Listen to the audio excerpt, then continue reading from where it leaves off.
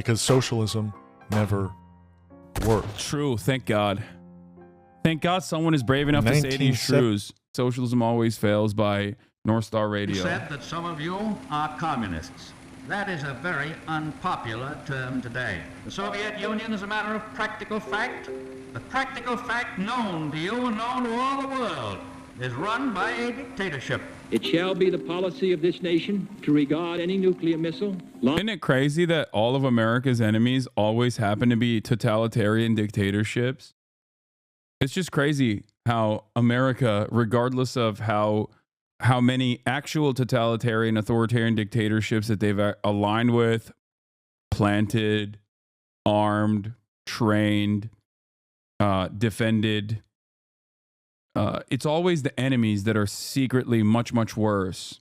Much worse totalitarian dictatorship. It's so cool. It's convenient, and it's so cool that they're always on the right side. America's always on the right side of history, and our enemies are always on the wrong side of history. Launched from Cuba against any nation in the Western Hemisphere as an attack by the Soviet Union on the United States, requiring a full retaliatory response upon the Soviet Union. The Soviet Union is engaged in a relentless military buildup, overtaking and surpassing the United States in major categories of military power, acquiring what can only be considered an offensive military capability. Mr. Gorbachev, tear down this wall.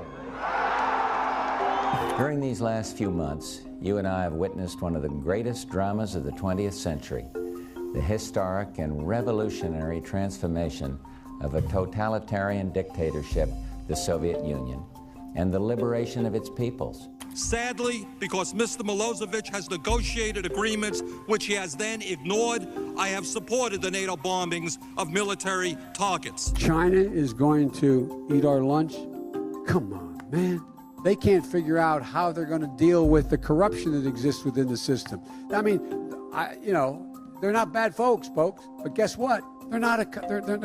I spent more time with Xi Jinping than any world leader had by the time we left office. This is a guy who doesn't have a democratic with a small d bone in his body. This is a guy who is a thug who, in fact, has 1 million Uyghurs in reconstruction camps, meaning concentration camps. This is a guy who he's reconstructing them. He's constructing them and reconstructing them. It's crazy. He just keeps he rebuilds them. It's wild. See what's happening right now in it's really cool that Biden obviously is the #1 defender of Muslims, as we all know. Famously, he loves Muslims and wants to protect them. And he has stopped Xi Jinping from the Muslim reconstruction that took place. Hong Kong. And Beijing's actions continue to undermine the rules-based order and threaten the sovereignty of nations. Yeah. In 1970, in the mountainous South American country of Chile, a presidential election was underway, where 83% of the country turned out to vote. Representing the Popular Unity Party, Salvador Allende. Yeah, I'm the Breaking Bad meme in the car going, no, don't vote. Don't vote for democratic socialism. Don't do it. No, they'll kill you. The OG 9/11 chat. A socialist came out on top, beating out his competition by a mere 1% of the vote. Interesting. And after only 3 years, on September 11th, 1973, communist dictator Salvador Allende was kicked out of office by the people he brutally ruled over. Why? Because socialism never works. It's true. He's right. In 1983, in the former West African country of Upper Volta, a violent coup d'etat led by communist Pan-African terrorist Thomas Sankara ousted the democratically elected government. After gaining control and naming himself prime minister, Thomas Sankara changed the country's name to Burkina Faso, land of the proud people. Totally unacceptable. What are they proud of? Socialism? You shouldn't be proud of that. Okay? You should have been the country of the shameful people because of socialism. Proud of what? I ask. But after only 5 years of violently ruling over his own people and doing absolutely nothing else, he was killed by the same people he claimed to represent. Why? Because socialism never works. Yeah. In 1953, in the Southeast Asian country of Korea, after 3 years of the US military trying to emancipate its people from communist rule, the USSR-backed northern half of Korea split from South Korea due to Soviet pressure. And to this day, they continue to live under communist rule under the brutal Kim regime. And we all know how that's going, because socialism never works. True, thank God. Thank God someone is brave enough to say these truths. Thank God. 17. In the beautiful monarchical... Is this guy serious? No, chat. Why would I watch a video like this? Like, please, please, please, please. It's not... No, it's North Star Radio. He's making a point, a broader point. He's being sarcastic, okay? Russia. A violent mob of left-wing terrorists known as the Bolsheviks overthrew the Russian... He's serious, dumbass.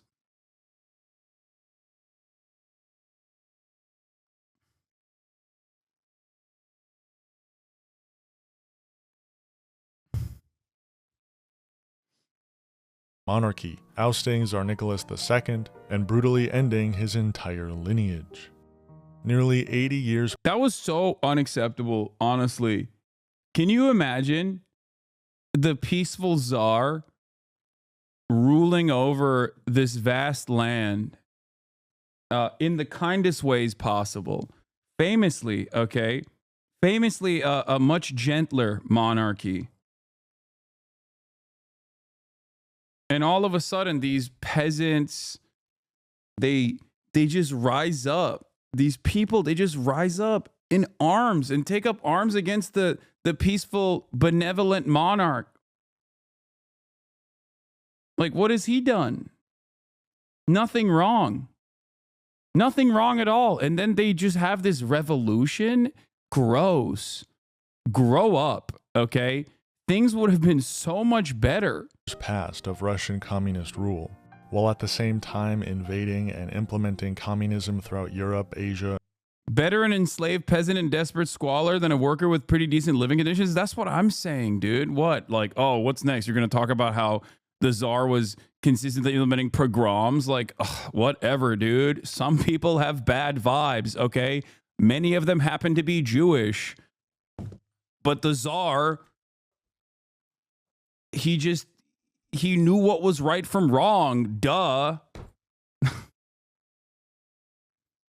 Some people are traitors. Like, what are you supposed to do? You can't go against the mandate of heaven. A person who is appointed by God, anointed by God. What? Oh my God, what's next, dude? You're gonna tell me that men can't have hobbies like building 150 pipe bombs like the guy in Virginia? Thank God they let him go. America, ever encroaching on the last bit of democracy in the West.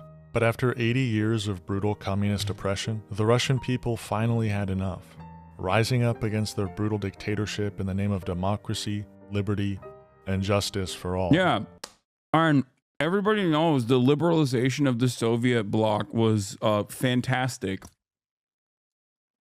I'll explain.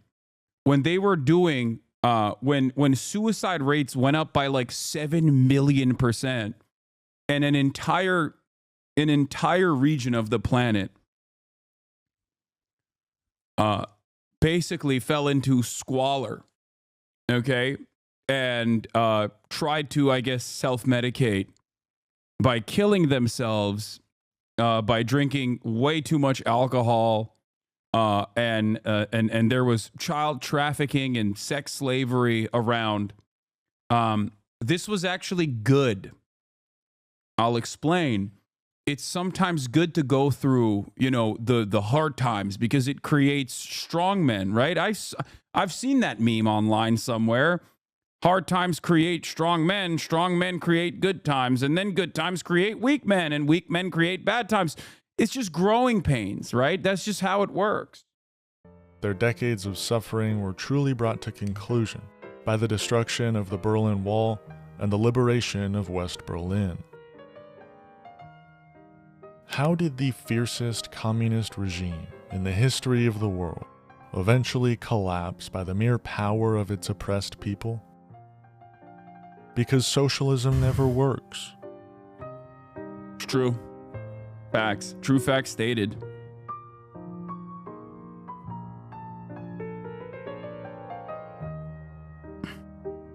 But after the fall of the Soviet Union, one communist dictatorship remained in Europe, that being Yugoslavia, a land made up of several ethnic and cultural groups.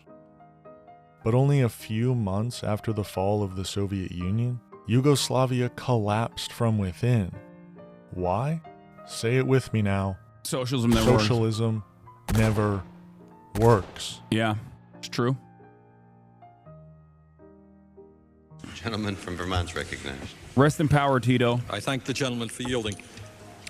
Mr. Speaker, the Constitution is very clear.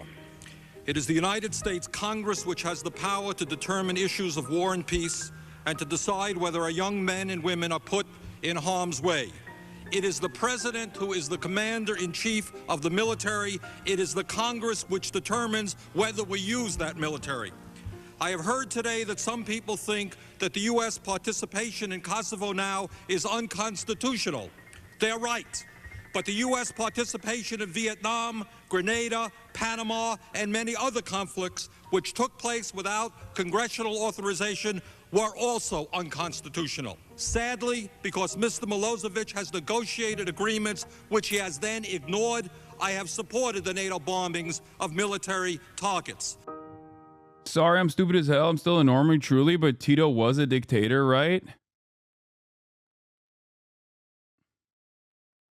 I feel like saying that about under American education, under Western education, saying that about like virtually every other leader that oversaw any sort of like socialist governance is understandable given how much education is out there talking about how devastating these guys were.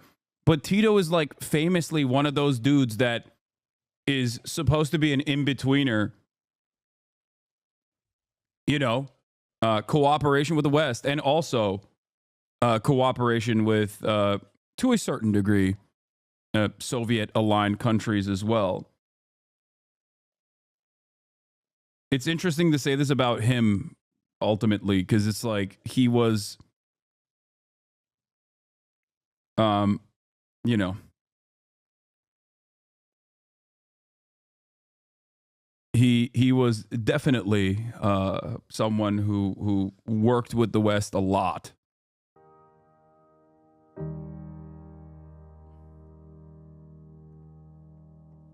At one point in time, Earth had no socialism.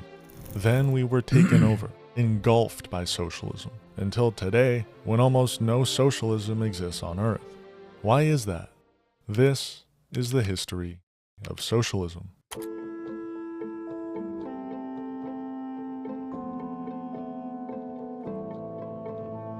Vladimir Lenin is viewed as the father of socialism, the man who orchestrated the October Revolution. When a group of anti-capitalist Bolshevik terrorists stormed the Winter Palace and brutally ended the Romanov lineage, and after doing so, implemented communism all throughout Russia.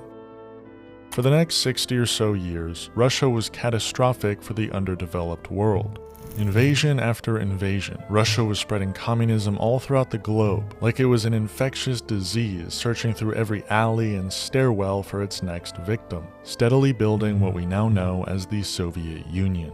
Spanning all the way from Soviet-backed North Korea to the Soviet Republic of East Germany, the USSR had a chokehold on freedom and independence, even going as far as to invade Afghanistan, an inhumane act for the sole purpose of spreading communism. This was truly a dark time in Earth's history. However, for whatever reason, one by one these communist dictatorships began to collapse, turning away from the dark side overnight.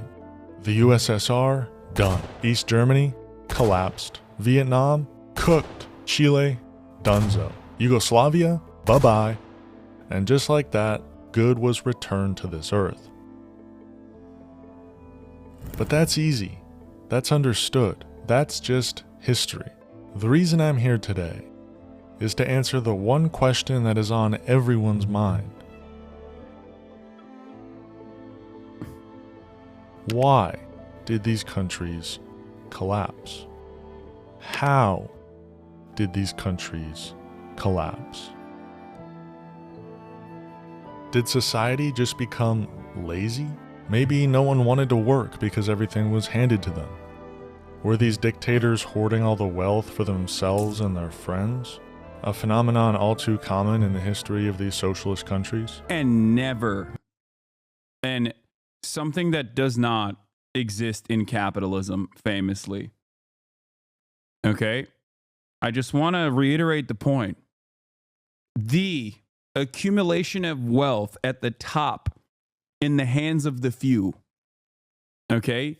This famously is not a product of the dictatorship of the bourgeois. They know better. They are producers. They are wealth producers. They know what to do with the money. You and other peasants like you do not understand.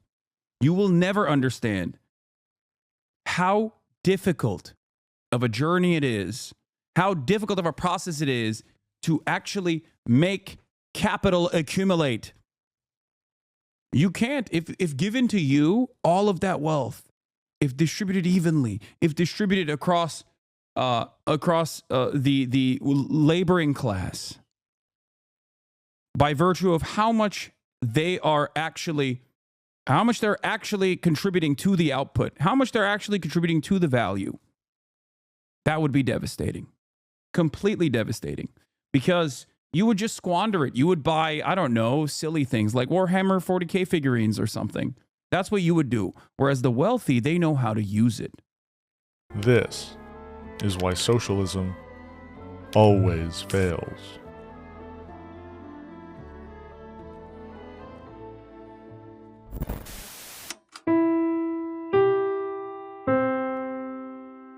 Today's broadcast is brought to you by viewers like you. Become a member today and unlock exclusive content at patreon.com/NorthstarRadio. Yeah, like think about it. This is a good point. Can you imagine how hard it is to buy Twitter for $46 billion way above market rate as for a joke, as a meme, and then only trying to back out of it, and then having the Delaware, Chamber of Commerce court or whatever force your hand into actually fulfilling the conditions of the agreement?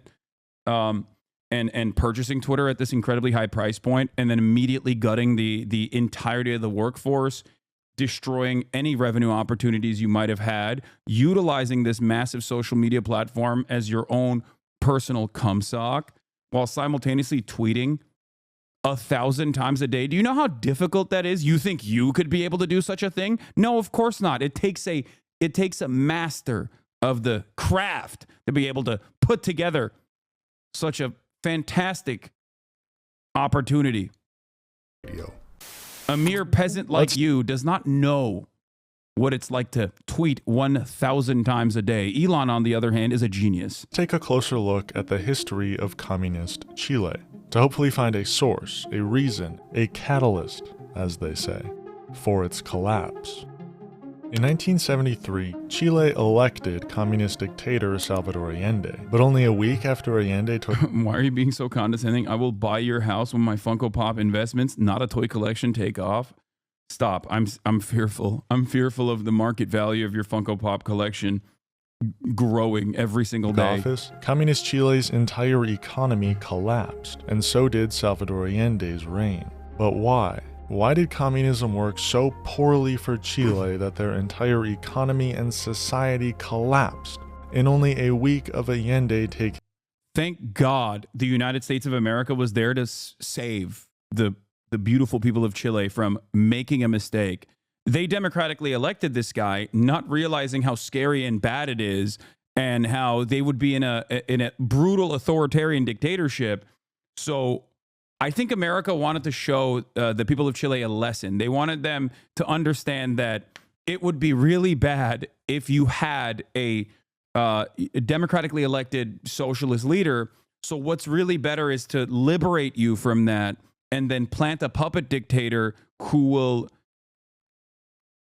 do brutal military dictatorship stuff. But that's only as a lesson, to show you how bad it could have been if Salvador Allende did those things. office. Yeah. Well, Communist Chile was quick to implement government handouts. Left and right, they threw money at every poor, sick, hungry, desperate individual they could find on the street. Unacceptable. And overnight,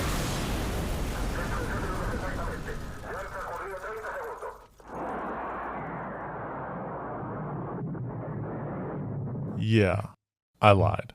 The true reason socialism always fails is because socialism never gets the opportunity he lied? to not fail. Wait, what? Sure, the Bolsheviks were definitionally terrorists. But the idea that all resistance is unjust is a silly concept. Life in the Russian Empire, ruled by the Romanov family, was not a fun time, especially leading up to the revolution. World War I was ongoing, and however you choose to I'm confused. This plot twist. What? I'm scared. I'm scared.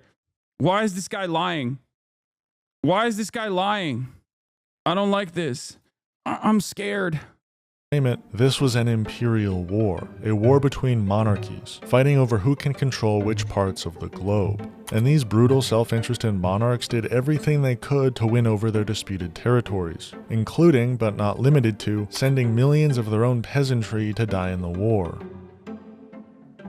Russia alone saw 2 million soldiers die in World War I, and due to the mass amounts of money being spent on the war, along with the gross amounts of wealth the Romanovs were hoarding in their winter palace, another 1 million Russians indirectly died from the war due to food shortages and disease. An event like the October... No, but that was good. That was for good reasons, as opposed to the bad reasons that these guys were doing terrorism. Revolution doesn't happen in a vacuum. This was a deeply brutal monarchy, hoarding wealth and leaving their supposed people in ruin and famine for the sole purpose of their imperial pleasure. And once the working class of Russia seized power from their brutal monarchy, the United States immediately did everything they could to squash the Bolshevik government and any sort of spread of communist values, as it was a threat to their colonial profits. During the Russian Civil War, fought between Bolshevik revolutionaries and the remaining factions of pro-monarchy Russians known as the White Army, the United States supported the White Army with money, weapons. Wait, what? I don't understand. Why would the United States do that? What's next? You're going to tell me that the United States also supported logistically the Batista regime in Cuba? When the Cubans also were having their own revolution later, you know? Decades later, there's no way. Stop. What's next? Are you going to say that America planted a puppet dictatorship, a military dictatorship in Chile, the one that you just talked about beforehand? There is no way. America is never on the wrong side of these things. I don't understand. I don't understand why people are saying that. What is going on? And anything else they needed to destroy the Bolshevik movement. The United States also imposed economic blockades immediately following the October Revolution as an attempt to starve out the new Bolshevik government. And although the United... Wait a minute.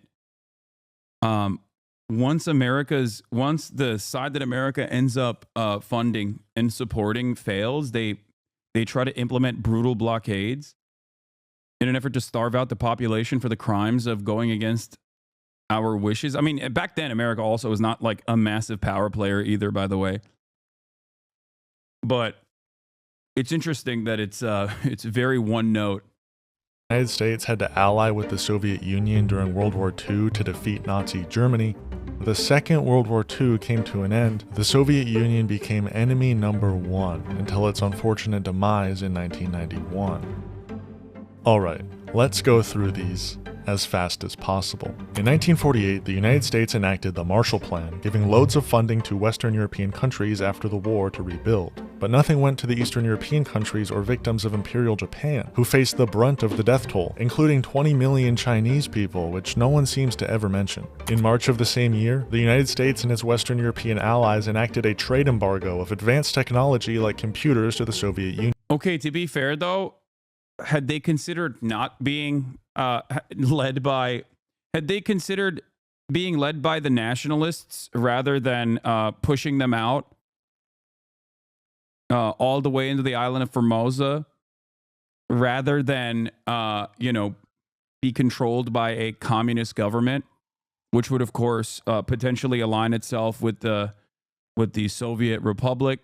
I'm just saying, the Soviet Union and its sphere of influence was growing, and that's genuinely devastating for America's interests. So I don't think that's an appropriate thing. So yeah, no, even if you have 20 million that die, okay, under brutal imperial Japan's horrifying war crimes, okay, ultimately you don't need that money. You can deal with it on your own. Union, drastically limiting their ability to rebuild post-war. The next year, in 1949, NATO was established, which today seems to be understood as some sort of world police, but was originally designed with the sole purpose of intimidating and combating the USSR and their humanitarian efforts across the globe, stopping any potential expansion into Western Europe. The next year, in 1950, Radio Free Europe, an anti-communist radio broadcast, was founded, designed to expose Soviet citizens to Western ideas and spread lies about both communism and Western capitalism in hopes of creating dissent within the USSR. And in June of the same year, the famous proxy wars began. First, in Korea. The free nations have learned the fateful lesson of the 1930s. That lesson is that aggression must be met firmly. Appeasement leads only to further aggression and ultimately to war. Our worst gay president. Abraham Lincoln, our best gay president. Truman, our worst gay president. Following World War II, Korea was split between the US and the USSR. But when talks of reunification were widespread throughout the country, the United States installed a far-right authoritarian anti-communist president, famous for his suppression of left-wing movements and the Jeju Uprising, where 14,000 civilians were killed by the US-backed South Korean government. This obviously caused the USSR-backed DPRK, or North Korea, to invade South Korea, as its people were being suppressed by the United States. They were being ruthlessly slaughtered by the US-backed leadership. Though left-wing ideas and talks of reunification were widespread throughout the country. Also, speaking of Jeju, something that's really interesting about Jeju Island, aside from the fact that it was one of the areas that even the Republic of Korea at the time basically allowed to have people's committees and whatnot. Blowback, shouts out to Blowback Season 3. Until they decided that it was actually too problematic and there was guerrilla warfare, and they brutally suppressed it by, mass executions and all that good stuff. Jeju Island also happens to have, considering how, from what I understand, we've talked extensively about the misogyny in Korea. Jeju Island has a unique history where, what do you call it? There is a matriarchal family structure. It's one of the places in Korea that, in South Korea, that has a matriarchal family structure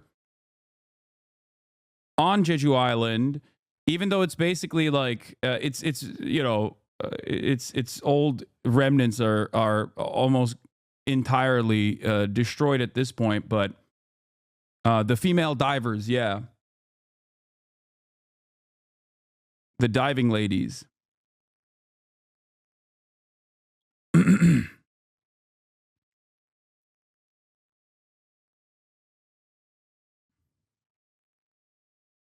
The sea women, Hanyo. Did I say it right? It's the matriarchal structure that they have where women go dive and the men stay at home.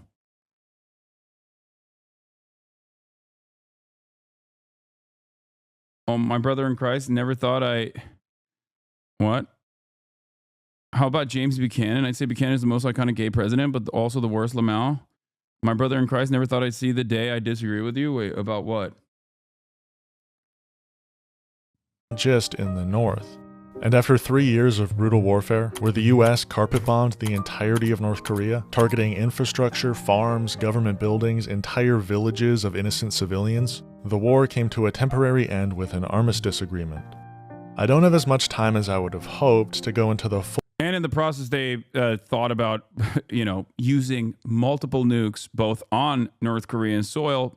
Instead, they just napalmed it, used biological chemical warfare, some of which they learned from the Japanese collaborators that they allowed to roam free without any sort of additional legal scrutiny for their war crimes that they committed in Manchuria. They also fantasized about using multiple nukes, both in North Korea, but then also in China as well. Yeah. Full depth of Korean history, so I advise you to please look into it if you don't believe me.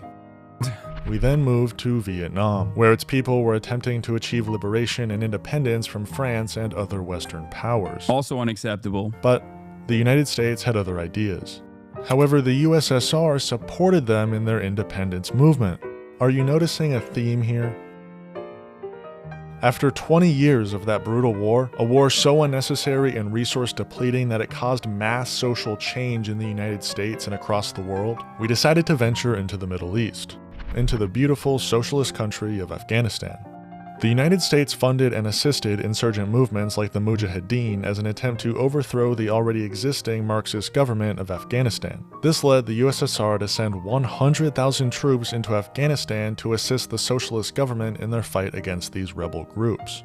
You're noticing a theme, right? The United States couldn't care less about Afghani rebel groups, or French collaborating Vietnamese people, or even Ukrainians today. The United States' entire goal in these proxy wars was to fight against the liberation of people under colonial rule, as once achieving emancipation they would side with the USSR, a nation who is actually supporting them in their emancipatory efforts. Socialism didn't work in Afghanistan, in Vietnam, in Korea, not because socialism never works, but because socialism never works when you have the United States empire actively fighting against it by any means necessary. And don't even get me started on South America, a continent where between 1950 and 2019, the US supported 56 right-wing military interventions, all of which were to oust a left-wing government who sought to expel parasitic and destructive American companies. And yes, it happened in 2019, when the country of Bolivia tried to nationalize their lithium reserves. Elon Musk, someone who relies on cheap lithium reserves, pressured the United States to orchestrate a coup to oust the new Bolivia. I mean, I don't know how much Elon Musk individually had a say in this process, to be fair. Like, I think he was just flexing and being a douchebag, but I don't think he was like individually. He was like, yeah, we have to coup Bolivia because of lithium extraction. Bolivian president. And the same president, Evo Morales. I mean, who knows? He might have more of a say now in the upcoming administration. I mean, he certainly will have more of a say now, but just survived another assassination attempt. They can't get rid of the. But ultimately, the thing is, it doesn't necessarily matter because it's in line with the interest. It's in line with capital interest. That's it. That's what matters the most. That's what matters the most. And by the way, as always, Bolivia was presented as a people revolting against the brutal dictatorship of Evo Morales. Every single time there's any sort of minor mobilization against any kind of government that America considers to be a threat or a foreign adversary, our media immediately runs to say, oh, look, the people are finally rising up. And then, even if it fails, and in some instances it does fail, okay, and the people actually do engage in popular mobilization against a coup, okay, that America is backing, there's rarely ever any coverage over the matter. It's like it's already resolved, you know? We already figured it out. We already know what happened. This man. But there is a silver lining in all of this. The United States can put its grubby little hands wherever it chooses to put them.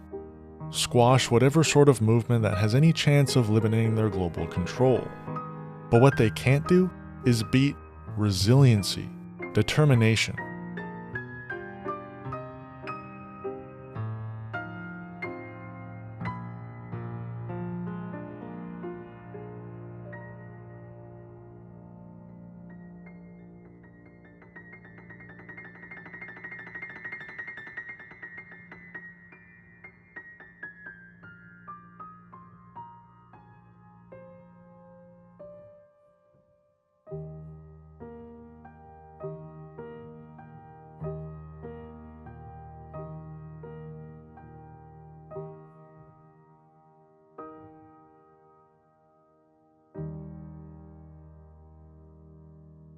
In 1953, when Cuban revolutionaries violently took back their country from US economic control, chasing out the US-backed fascist leader, the United States immediately cut all ties with Cuba, not allowing them to do any business with American companies. My mom trying to romanticize Fidel Castro and Che, you are a moron. They killed so many innocent people. Yeah, it's really messed up. It's really messed up, dude. You're so right. How dare I do that? I'm a Batista enjoyer myself.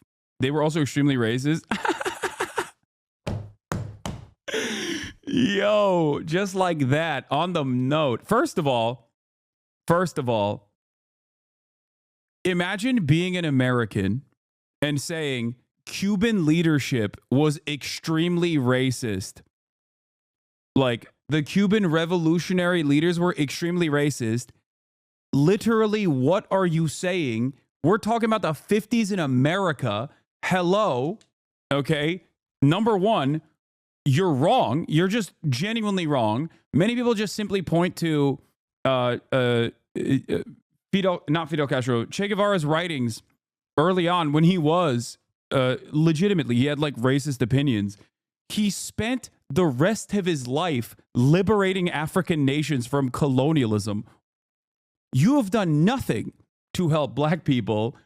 You are currently defending the American government, who was infinitely more racist than the anti-feudalist revolutionary actions that these guys engaged in Cuba, okay?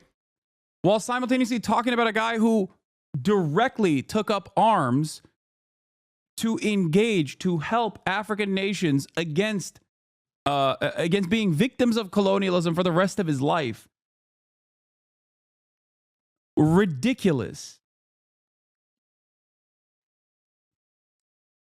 Ridiculous making this statement. There is not anything, there's nothing that is further away from reality than this. Luckily, they had the USSR and were able to succeed as a socialist state all the way up until 1991 when the USSR fell. This period of time became very difficult for Cuba. They didn't have a greater power looking out for them from across the world, but they were resilient. At this point, Cuba was nearly 100% literate, and now that they had to be even more self-reliant than they already were, Cuba began educating its people en masse, with only 10% of the population attending college at the time of the USSR's collapse, to now when nearly 40% of all Cubans are enrolled at a university. This Cuban resilience and their dedication to education has been a monumental success. Cuba now has the most doctors per capita of any country, with 9 doctors for every 1,000 people, which, unsurprisingly, has allowed Cuba to invent vaccines. That's really unacceptable. I mean, honestly, what they've done to the profit motive is truly heinous. Vaccinations even the United States has yet to figure out. The COVID pandemic was uniquely difficult for Cuba, since people like Bill Gates refused to make public their vaccine blueprints, and Cuba couldn't buy the vaccines from the United I gotta go pee. States either, so they were forced to create their own COVID vaccine, and ultimately experienced a significantly lower death toll than the United States. This country gets terrible press, but North Korea has also been resilient. It's a similar story to Cuba's. North Korea was able to find success after the Korean War thanks to help from the USSR. But they too understood they couldn't be reliant on the USSR. So they went through 2 decades of rapid industrialization, focusing on self-reliance. However, when the USSR inevitably dissolved, North Korea hit a plateau and struggled to develop further. And due to American sanctions, they experienced severe famine throughout the entire country in the 1990s and 2000s. But nowadays, North Korea has a new power looking out for them. Actually, they've been doing a lot of business overseas this country. Not the sort of business the United States engages in, almost the opposite. And that power is China. We do have some breaking news. There are satellite images, and what they appear to show is rapid construction at several suspected silo fields in China that could eventually launch nuclear weapons. Tensions are rising in one of the most hotly contested regions on the planet, the South China Sea. From militarized artificial islands to fighter jets and warplanes, China's heavy presence in the disputed region is putting the U.S. and its allies on notice. China and the United States both have been getting involved in other countries. But instead of the United States strategy of war, oppression, and total military takeover, American and coalition forces are in the early stages of military operations to disarm Iraq. I think, like, for a lot of people, whenever there's any sort of whenever there's any sort of promotion of like countries that are outside of the sphere of American influence, outside of the sphere of direct capitalist influence,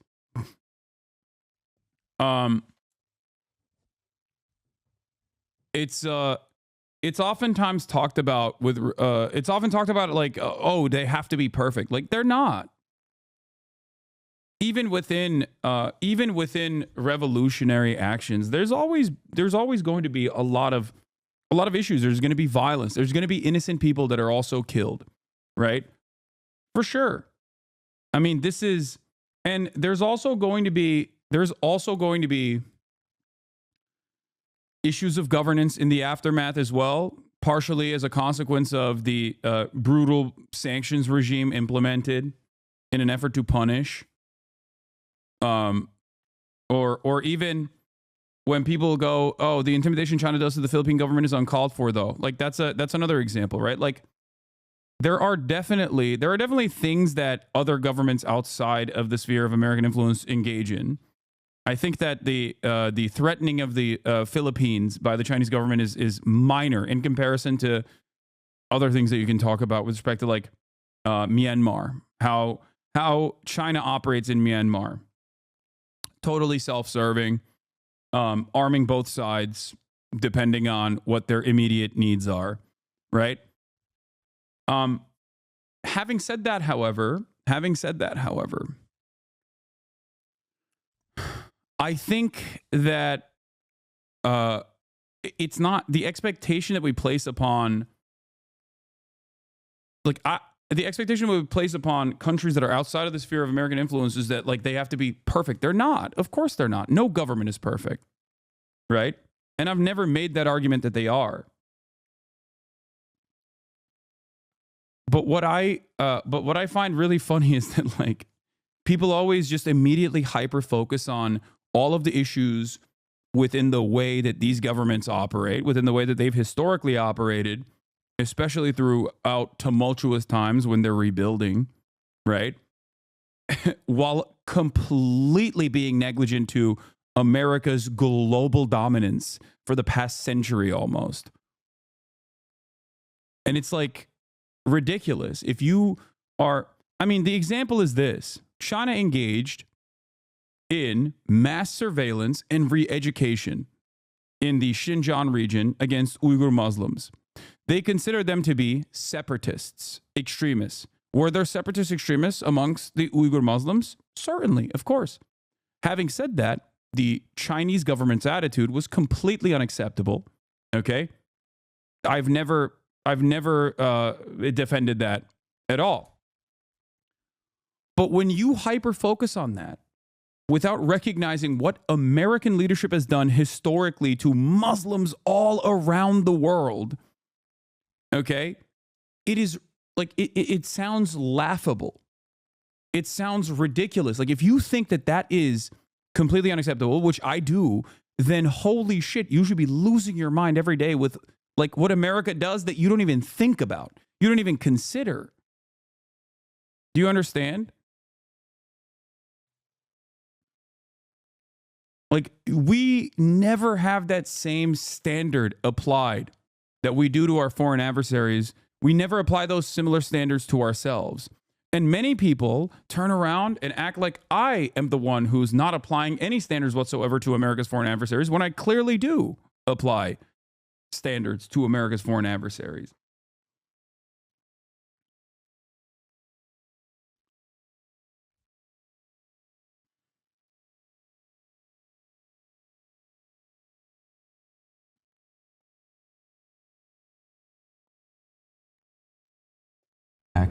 To free its people and to defend the world from grave danger. China has been going about it a different way, known as the Belt and Road Initiative.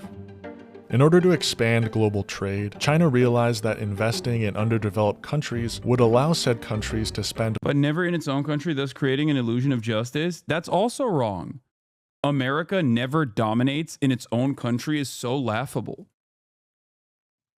The problem is American dominance on U.S. soil is invisible, and it's backed by a massively successful press apparatus that is also seen as invisible, both historically with American dominance against Native Americans or chattel slavery, but even in contemporary American society where we are so brutal, so ruthless to the poor. Like, I'm not even talking about the indigenous people when I talk about like American dominance against, you know, entire, not explicitly like Japan concentration camp in the U.S. I mean,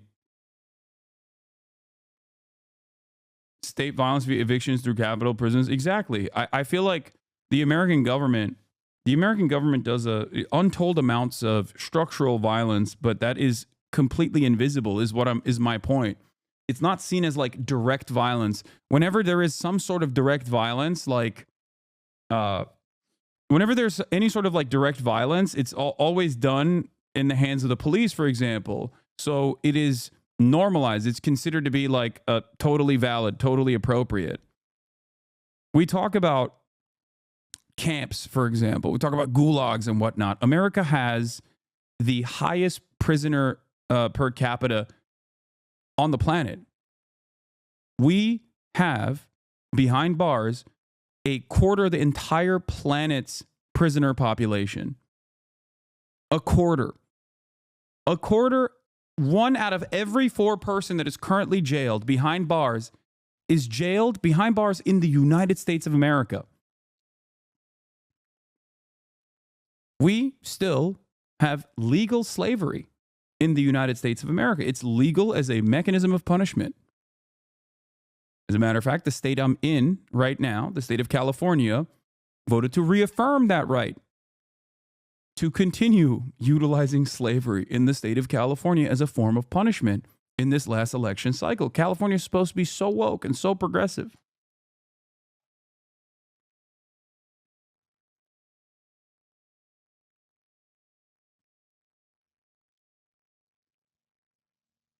This is the problem. American violence is always invisible, is brushed aside, or the people that we enact this violence against, our own neighbors, deserve it. That's what we're taught to think.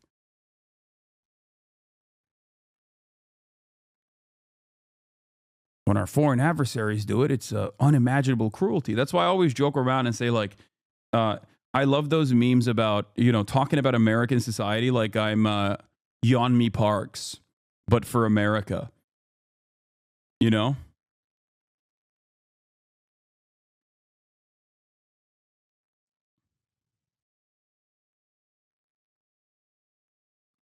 money on China, investing in ports, highways, airports, railways. These investments help both the country receiving the investment as well as China. Some people criticize China for the Belt and Road Initiative, claiming that it ties down poor countries to China, forcing them to pay back loans that their unstable economy makes difficult to pay back. But what would you rather have? A global power invading your country and changing the government leadership overnight to crack down on left-wing liberation movements? Or a global power investing in your infrastructure, with the purpose of your country being able to better participate in global trade, ultimately growing your economy and creating opportunities that had not previously existed? Socialism has loans, by the way, that even American capitalists have come to recognize are infinitely more favorable in their conditions than the Chinese loans. Something that you know, we're trying to fix here in the West is by trying to offer better loan conditions. Has worked. It worked for every country that's tried it. Yeah, 17 different loans were forgiven by China. The inevitable reaction by the United States. But when people try to argue that socialism never works, they're really admitting that as long as there is a global network of American-backed leaders allowing for the continuation of America's pillaging of the Third World, as well as a vast collection of American military bases all across the world, socialism can never work. It is always in the best interest of imperialists to squash anti-imperialist movements, especially when that movement is taking place on the largest deposit of crude oil in the entire world. Thank you for watching North Star Radio. Peace and love. Free Palestine. Have we ever tried to meddle in other countries' elections? Oh, probably. Oh, man. But it was for the good of the system in order to avoid the communists from... Did you mean wage slavery or prison complex slavery? No, prison complex slavery. No.